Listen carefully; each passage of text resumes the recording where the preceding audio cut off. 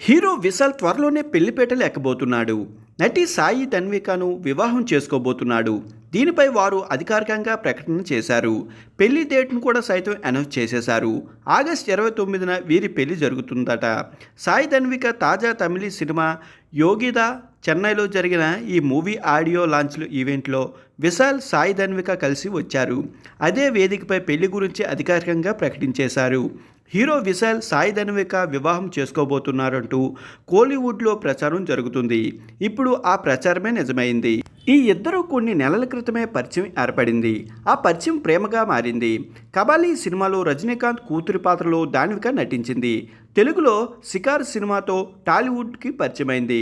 అంతిమ తీర్పు దక్షిణ సినిమాల్లో హీరోయిన్గా యాక్ట్ చేసింది. విశాల్ ఎప్పుడూ సంతోషంగా ఉండాలని కోరుకుంటున్నానని సాయి ధన్విక చెప్పింది. సాయి ధన్విక చాలా మంచి వ్యక్తి అని విశాల్ చెప్పాడు.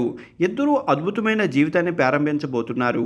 పెళ్లి తర్వాత కూడా ధాన్విక నటిస్తుందని విశాల్ తెలిపారు.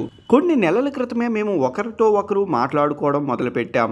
ఆగస్టు 29న వివాహం చేసుకోవాలని ప్లాన్ చేసుకున్నాం. ఈ రోజు మేము దీన్ని వెల్లడిస్తామని ఊహించలేదు. ఈ ఉదయం మా పెళ్లిపై వీడియో వార్తలు వచ్చాయి.